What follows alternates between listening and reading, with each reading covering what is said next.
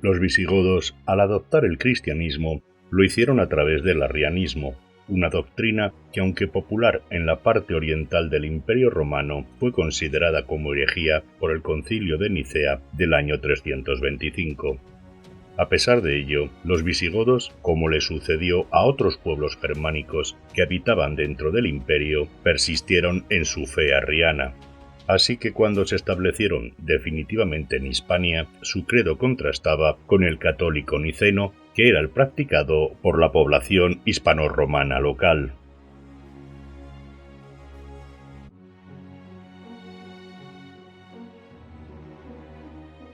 Había pasado un tiempo desde que los visigodos se habían instalado en la península ibérica, cuando Leovigildo, tras haber enviudado de su esposa Teodosia, llegó a Toledo desde la Septimania junto a sus dos hijos, Hermenegildo y Recaredo, nacido en el año 565, para hacerse cargo como correy del reino visigodo de Toledo y contraer matrimonio con Goswinta, la viuda del fallecido monarca Tanagildo. Leovigildo, quien logró a base de conquistas consolidar el reino como hasta entonces nunca se había conocido, dominando prácticamente toda la península, con la salvedad de la provincia bizantina de Hispania, aunque hay que reconocer que este poder visigodo no era homogéneo, pues en algunas zonas este era débil e incluso en algunos lugares su dominio era meramente nominal. Después de la muerte de su hermano mayor, Liuba I, en el año 571, Leovigildo, al convertirse en el único monarca del reino visigodo, primero a Hermenegildo y después también a Recaredo, los asoció al trono como corregentes, dejando clara su intención de establecer una monarquía hereditaria y consolidar a su dinastía en el trono.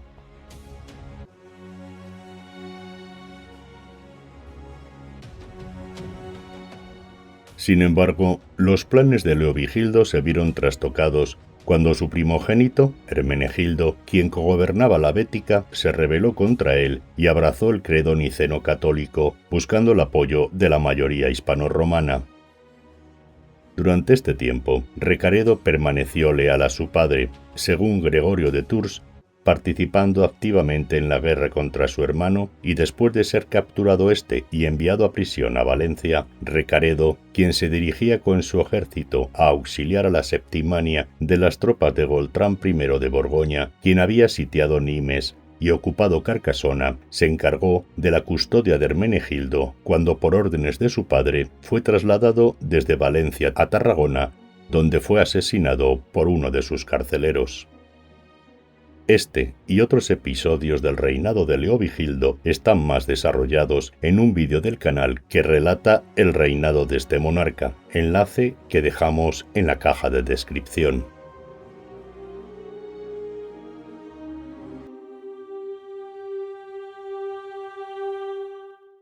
Recaredo había demostrado su valía militar en las campañas contra los vascones y en otras acciones militares en la península, pero en especial su aplastante victoria sobre Gontrán I de Borgoña en la Septimania y el apoyo que le dio a su padre durante la rebelión de Hermenegildo fortalecieron aún más los vínculos entre padre e hijo. Pero en la primavera del 586 falleció el bravo rey Leovigildo, con lo que Recaredo, quien posiblemente estuviera todavía en la Septimania, tuvo que desplazarse hasta Toledo. Una vez allí, para asegurarse el apoyo de parte de la nobleza goda, garantizó a Goswinta, la viuda de su padre, que continuaría disfrutando de sus privilegios y posición. Luego de que estas maniobras políticas surtieran efecto, Recaredo accedió al trono de su padre sin aparente oposición de las familias nobiliarias visigodas. Sin embargo, es probable que muchas de ellas no estuvieran satisfechas con la sucesión hereditaria, ya que contradecía el principio electivo que hasta entonces había regido el reino visigodo, un sistema que había resultado en numerosos magnicidios, pero también limitaba el poder del rey.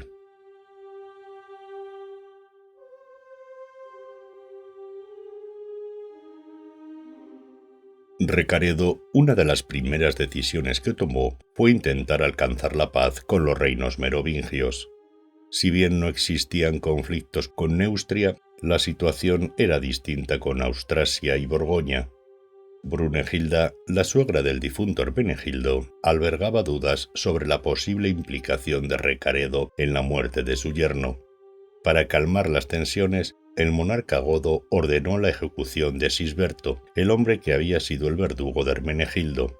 Sin embargo, esto no fue suficiente para la reina Brunegilda de Austrasia, quien, siguiendo el derecho godo y recordando su origen visigodo, exigió que Recaredo jurara que no había tenido ninguna participación en la muerte de su hermano mayor. Recaredo, mediante embajadores, cumplió con el juramento y además compensó a Ingunda, la viuda de Hermenegildo, con propiedades en Septimania. Resuelto el conflicto con Austrasia, Recaredo intentó negociar la paz con Borgoña, pero Gontrán I se negó a recibir a los emisarios visigodos y cerró la frontera con Septimania.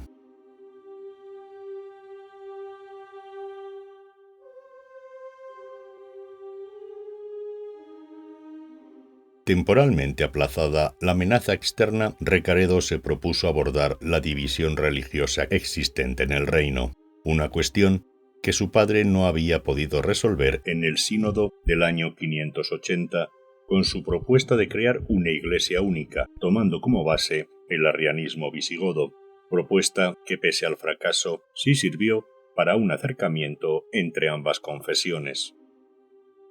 Para solucionar el problema, Recaredo tenía dos opciones principales y ambas peligrosas para la estabilidad del reino.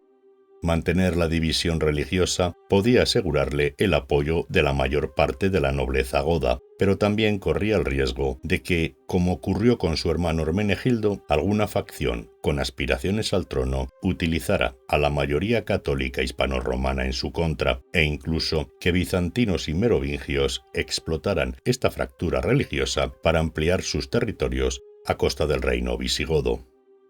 Por otro lado, estaba la opción que insistentemente le proponía el recién llegado del exilio Leandro, el arzobispo católico de Sevilla, que no era otra que abrazar el credo niceno católico que seguía la mayoría de la población hispano-romana, aproximadamente algo más de 4 millones de personas frente a los poco más de 250.000 que serían los godos arrianos.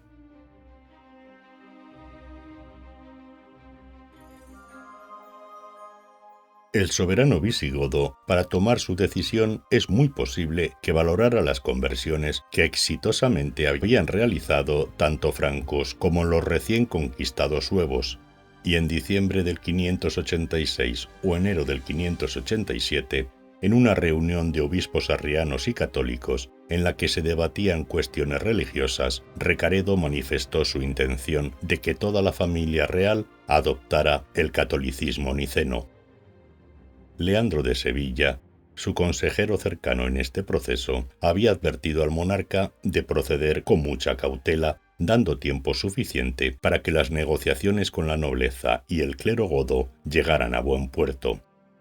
Recaredo I, con gran prudencia, inició negociaciones con los nobles y obispos arrianos, asegurándoles que sus privilegios serían respetados tras su conversión al credo niceno. Sin embargo, no todos los godos estaban dispuestos a abandonar el arrianismo que les distinguía del resto de la población hispana.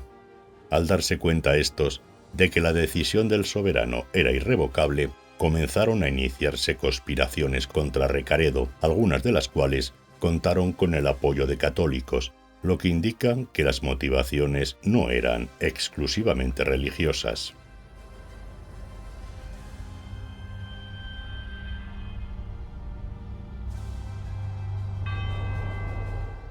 La primera de estas conspiraciones se produjo en la segunda mitad de ese mismo año 587. Suna, el obispo arriano de Mérida, junto a los condes lusitanos Sega y Bagrila, planificaron asesinar a Masona, el arzobispo católico de Mérida, quien tenía ascendencia nobiliaria goda, para con ello restar importantes apoyos al monarca y poder usurparle el trono. Sin embargo, Viterico, uno de los conspiradores, denunció el complot a Claudio, el jefe de las tropas en Lusitania, perteneciente a la nobleza hispano-romana de Mérida, quien de inmediato informó al monarca. A Sega le fueron amputadas ambas manos y fue exiliado en Galaecia. A Bagrila le fueron confiscadas sus propiedades y el obispo Suna fue deportado a la Mauritania. Al año siguiente, Uldila, seguramente el obispo arriano de Toledo, con el apoyo de Goswinta, la madrastra de Recaredo, pretendieron acabar con la vida del monarca.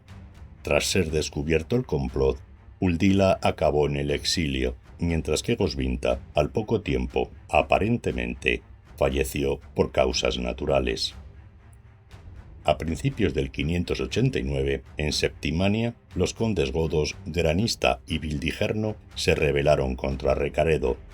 Con el apoyo de Ataloc, el obispo arriano de Narbona, solicitaron la ayuda de Gontrán I de Borgoña. Las tropas burgundias ocuparon Carcasona, pero el duque Claudio, con un reducido ejército, consiguió una aplastante victoria sobre los francos. La derrota tuvo que ser tan estrepitosa que hasta Gregorio de Tours, conocido por su hostilidad hacia los visigodos, la calificó como humillante. En la batalla, los condes rebeldes, Granista y Vildigerno, murieron, y el obispo Ataloc falleció poco después por causas naturales.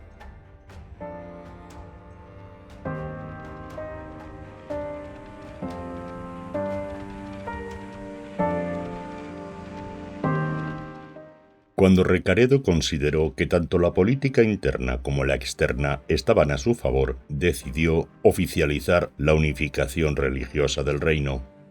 En mayo del año 589 se convocó el Tercer Concilio de Toledo, al que asistieron 63 obispos, tanto arrianos como católicos, de toda la península. También estuvieron presentes un número indeterminado de abades, clérigos y destacados miembros de la nobleza goda. El concilio, organizado por Leandro de Sevilla y Eutropio, entonces abad del monasterio de Servianto y que posteriormente se convertiría en obispo de Valencia, se dividió en dos partes. En la primera, Recaredo, su esposa, la reina Vado, y su hijo Liuba oficializaron su conversión al credo católico niceno. Posteriormente, un importante número de obispos arrianos y miembros de la nobleza goda siguieron su ejemplo. La segunda parte del concilio se dedicó a la reestructuración y organización de la nueva Iglesia unificada.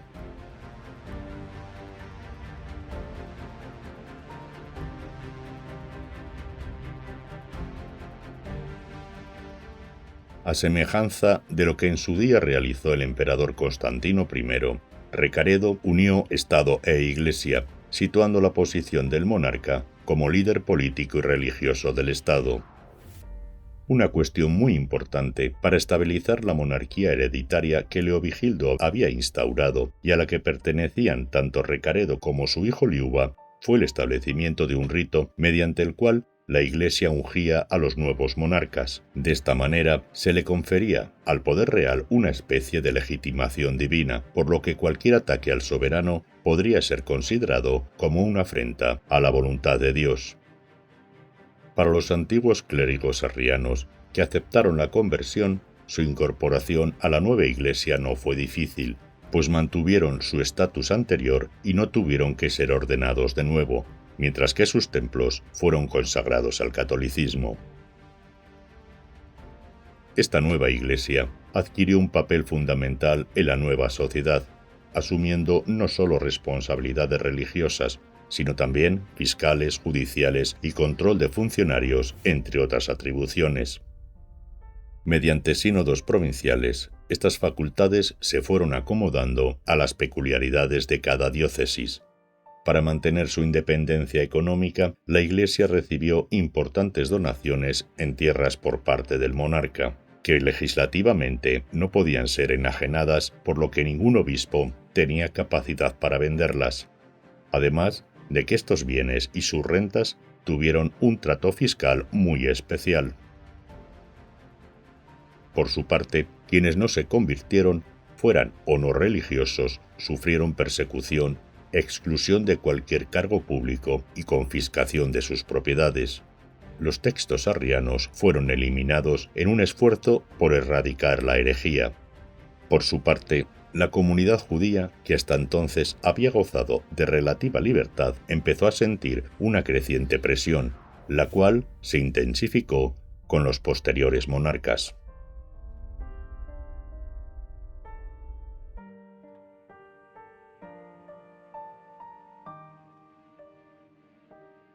La unificación religiosa trajo consigo un cambio paulatino en la sociedad hispana.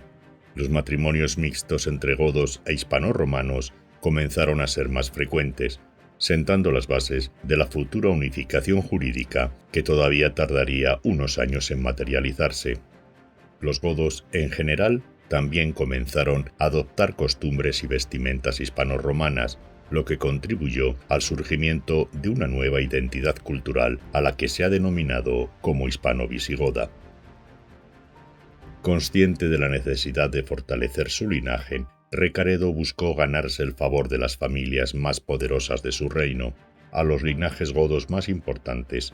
Además de mantenerles sus privilegios, les otorgó una mayor participación en el gobierno a través de un consejo de nobles denominado Seniores Gotorum. Por su parte, a los hispanos-romanos, el monarca les devolvió las propiedades confiscadas por su padre, les otorgó nuevas tierras y les permitió acceder a más cargos dentro de la administración del Estado. Sin embargo, la estabilidad no estuvo exenta de desafíos. Según relató Juan de Víclaro, en el 590 Argimundo, un duque cuya provincia seguramente fuera la cartaginense, encabezó una conspiración cortesana para asesinar al rey. El complot fue descubierto antes de su ejecución y los participantes fueron ajusticiados.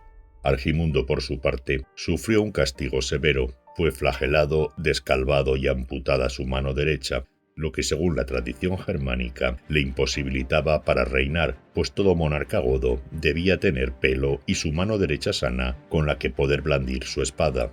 Posteriormente, para humillarlo públicamente, fue exhibido por las calles de Toledo a lomos de un asno. A partir de ese año, no se documentaron más sediciones contra Recaredo.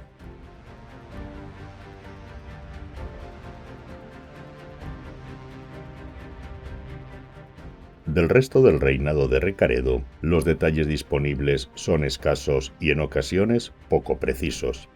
Isidoro de Sevilla, en su Historia de los Godos, menciona de manera general enfrentamientos militares del monarca visigodo contra los vascones y los bizantinos. Es probable que los primeros continuaran ejerciendo su tradicional presión sobre las tierras del Valle del Ebro, mientras que los segundos pudieron haber tenido alguna pequeña ganancia territorial en el área del Estrecho de Gibraltar. Hacia finales de siglo, Recaredo intentó, a través de Leandro de Sevilla, obtener el apoyo del Papa Gregorio Magno para clarificar las fronteras de la provincia bizantina de España y para que la Iglesia visigoda asumiera la dirección religiosa de dicha provincia. Esta petición, respaldada por los obispos de Cartagena y Málaga, no recibió respuesta positiva, pues el Papa no deseaba entrar en conflicto con Bizancio.